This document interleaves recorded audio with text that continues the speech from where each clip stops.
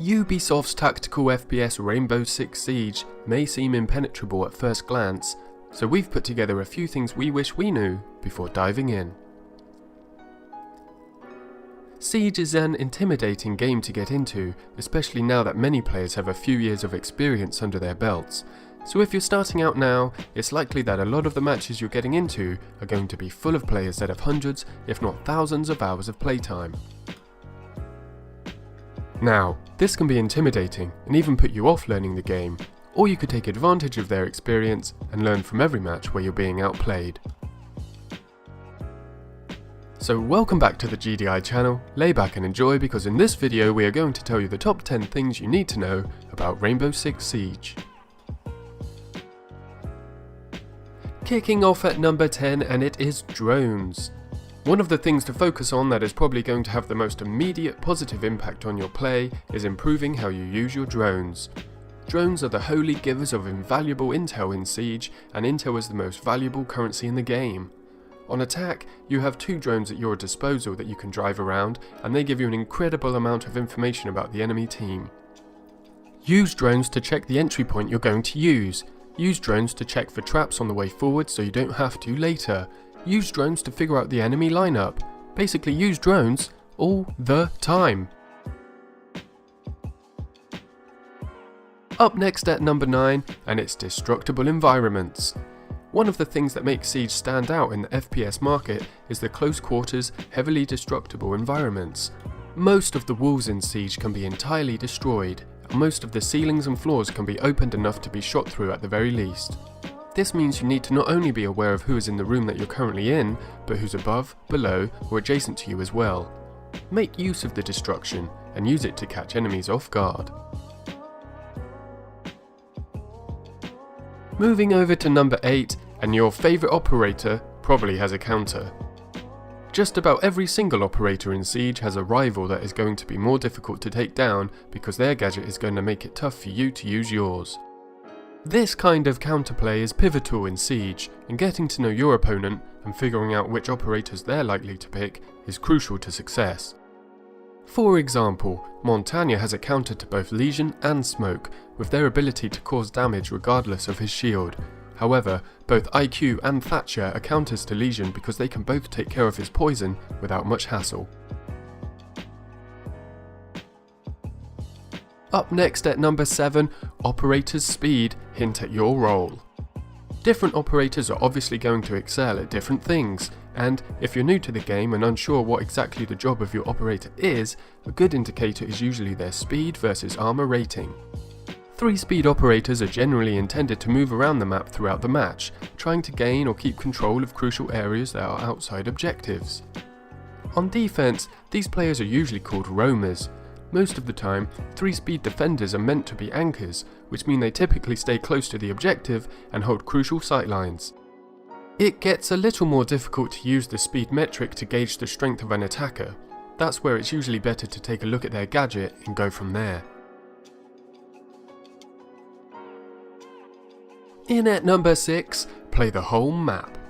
Newest players in Siege tend to get tunnel vision for the objective, and hey, let's face it, there are worse things you could be doing.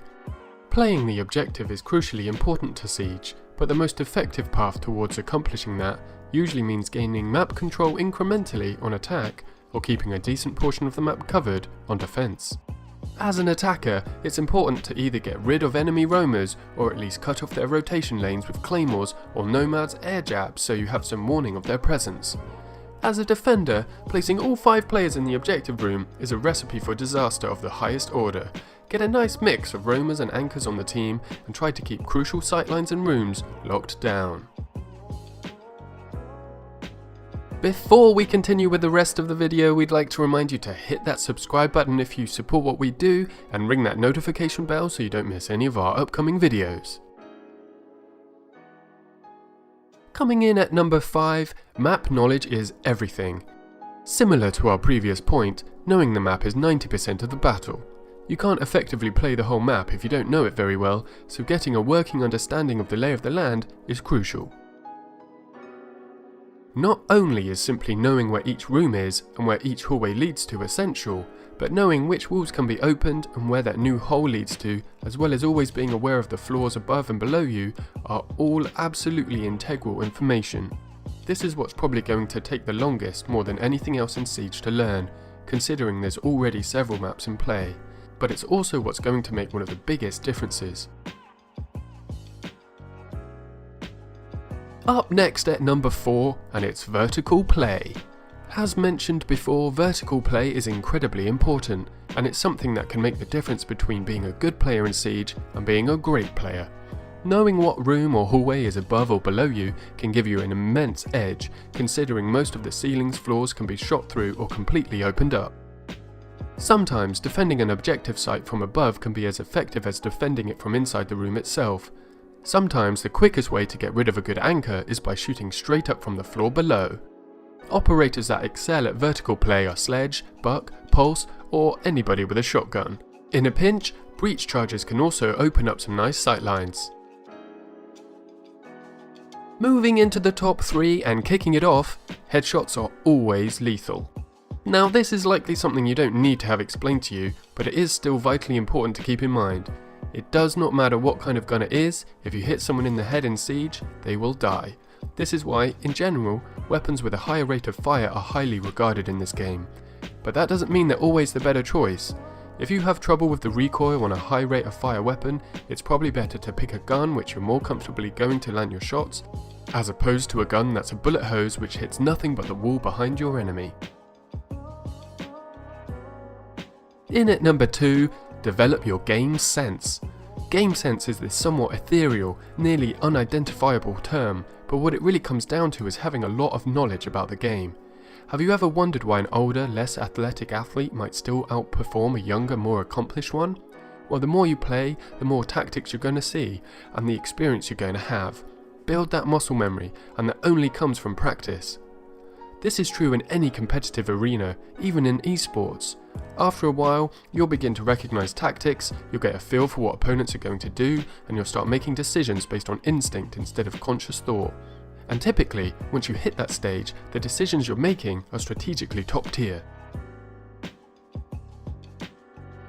Lastly, in at number 1, everything changes every 3 months. Every 3 months, March, June, September and December, a new season starts. This often means 2 new operators, 1 attacker and 1 defender, a new or reworked map, and some balance changes.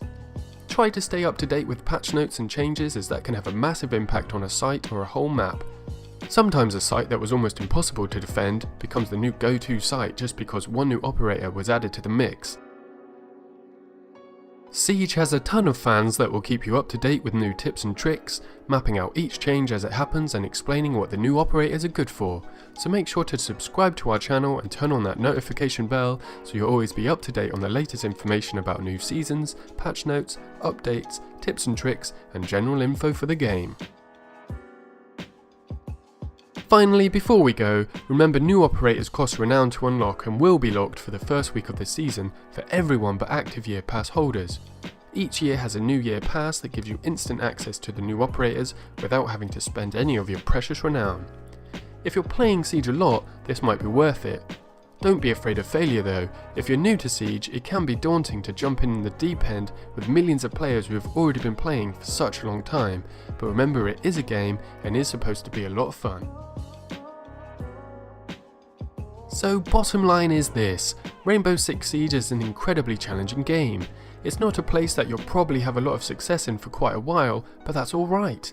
It's no reason to be discouraged. All of us took our lumps in Siege in the early going, but if you can power through and if you're willing to learn and be humbled, it's going to be an incredibly rewarding experience unlike many others. Not much worth having was ever earned overnight. Good luck. So what did you think of our top 10? Please drop us a comment with any of yours if you think we missed anything. We hope that you enjoyed watching this video. Please hit that subscribe button if you support what we do and ring that notification bell so that you'll always be up to date with our newest information. Thanks for staying to the end, and thanks from all of the guys at Gaming Daily Input. Goodbye.